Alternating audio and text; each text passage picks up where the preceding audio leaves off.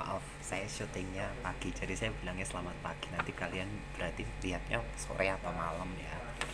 Jadi saya akan menggenapkan, mencoba menggenapkan video terkait pertemuan kita hari ini, yaitu adalah menyoal teori konstruksivisme dan teori penetrasi sosial. Jadi perlu teman-teman sadari bahwa dua teori ini, terutama teori yang pertama itu teori yang menurut saya cukup susah. Dia memang salah satu menjadi landasan ketika dia menjadi paradigma penelitian ataupun tradisi, tapi di sisi lain dia juga berdiri sendiri sebagai suatu teori komunikasi ya. Nah teman-teman, pertama kita akan membahas soal teori konstruksivisme.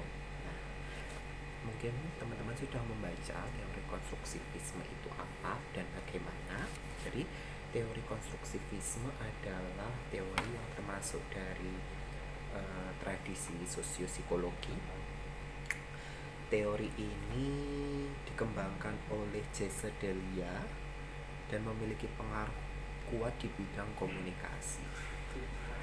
Teori tersebut mengatakan bahwa individu menafsir dan bertindak menurut kategori konseptual yang ada di dalam pikiran.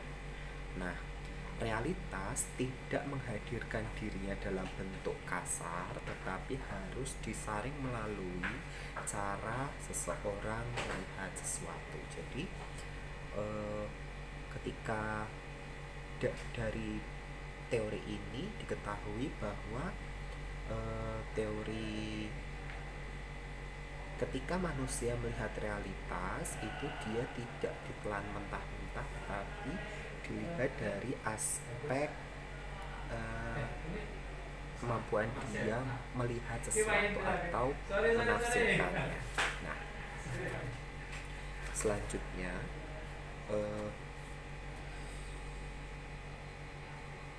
sistem kognitif setiap individu berbeda-beda menurut kompleksitasnya.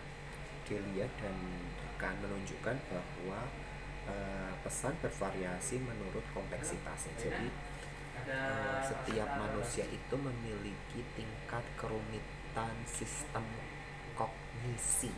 Kognisi itu kemampuan berpikir. Apa maksudnya lagi adalah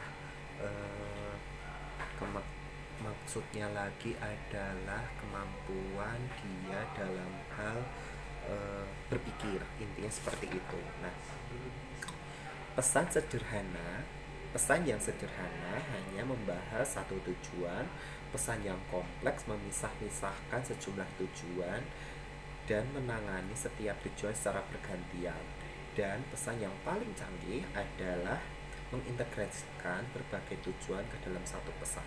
Mungkin teman-teman bisa berkomunikasi, dia harus gini. Ada teman-teman yang bisa saya jelaskan dari A sampai Z sekaligus, tapi juga ada teman-teman yang dia harus dijelaskan step by step, sedikit demi sedikit. Nah, ini yang dimaksud pada PPT ini. Jadi kemampuan teman-teman berpikir itu tidak bisa dipaksakan. Ada yang dia harus multitafsir, ada yang dia nggak bisa multitafsir. Bukan multitafsir,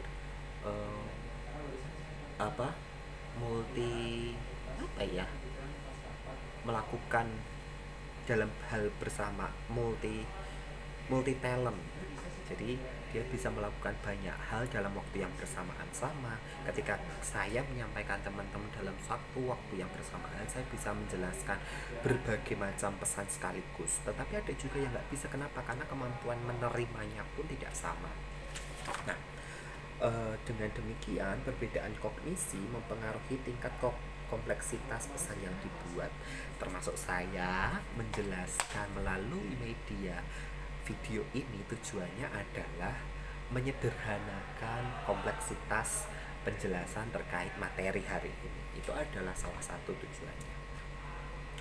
Pesan yang sederhana akan menyampaikan tujuan pribadi pembicara tanpa memperhatikan siapa kita yang kita ajak. Berbeda dengan pesan yang kompleks, karena para ahli menemukan bahwa kecenderungan untuk membantu orang lain menyelamatkan muka berhubungan langsung dengan kompleksitas yang dimilikinya. Jadi nanti kita akan bahas di belakang. Jadi ketika kamu asal ngomong dengan siapapun, itu berarti kamu orang yang sangat simpel, luweh, cuek, dan seterusnya. Tapi kamu bisa memperhatikan kepada siapa kamu berbicara dan seterusnya. Itu berarti kamu sudah termasuk berpikir secara kompleks. Konstruksi pribadi antar individu atau interpersonal construct menjadi lebih penting karena dapat memandu bagaimana kita dapat memahami orang. Setiap individu memiliki perbedaan kompleksitas yang digunakan untuk memahami orang lain. Misalnya, orang yang secara sederhana orang yang sederhana secara kognitif, maka cenderung menyederhanakan setiap hal. Ia akan menilai atau memahami seseorang hanya satu pihak. Seperti orang tertentu memiliki sifat tertentu, maka mereka berasal dari satu suku, jenis kelamin atau kelas sosial tertentu. Sebaliknya, jika seseorang memiliki kognitif yang kompleks, maka cenderung memiliki pengertian yang lebih luas terhadap perspektif orang lain dan memiliki kemampuan yang lebih baik dalam membingkai pesan yang mudah dipahami oleh orang lain. Jadi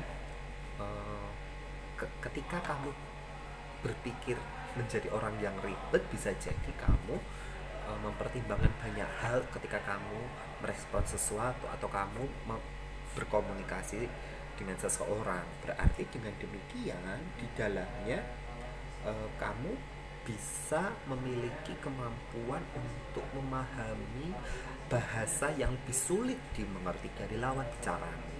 Itu yang saya maksud di sini. Oke, saya lanjutkan.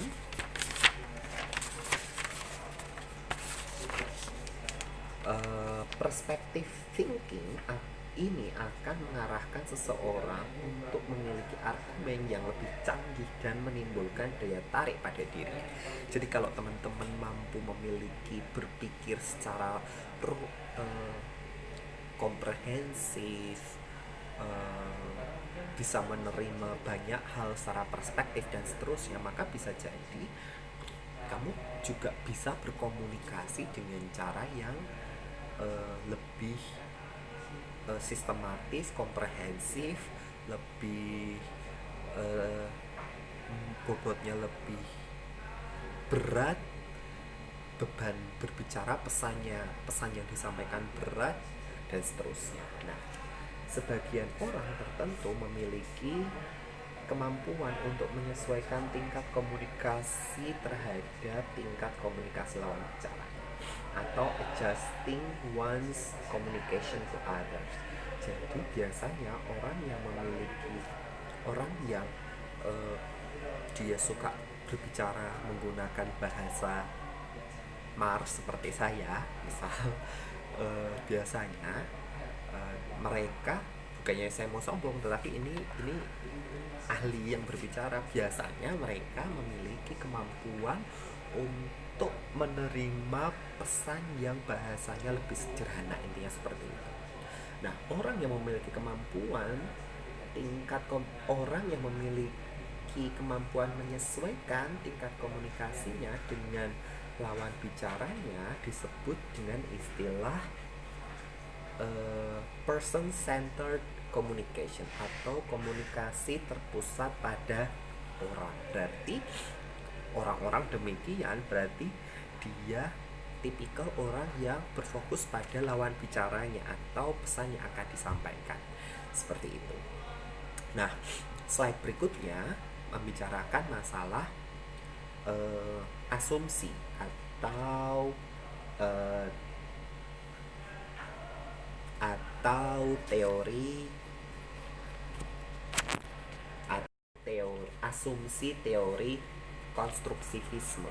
Nah, asumsi teori konstruksivisme ini sebenarnya dia menjadi asumsi dasar dari konstruksivisme, yakni adalah setiap orang akan memahami dunia melalui sistem yang dibentuknya. Jadi, misal ini, walaupun saya sudah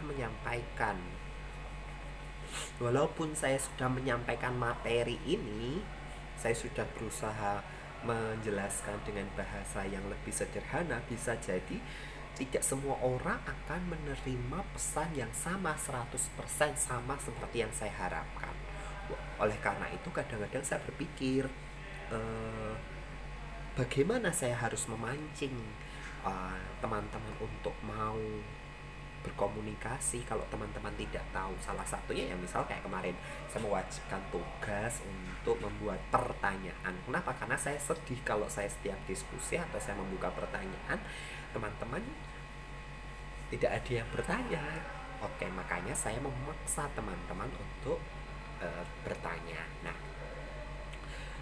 dalam konteks ini, dalam teori konstruksivisme ini, yang harus teman-teman sadari bahwa saya tidak bisa memaksakan teman-teman untuk bisa memahami semua materi yang saya sampaikan melalui video ini. Itu saya tidak bisa memaksakan. Nah, oleh karena itu saya berusaha untuk menyederhanakan bahasa dari materi yang saya sampaikan. Itu menjadi kewajiban saya di sini. Oke, saya lanjut di part kedua ya, karena ini menitnya sudah banyak. Terima kasih.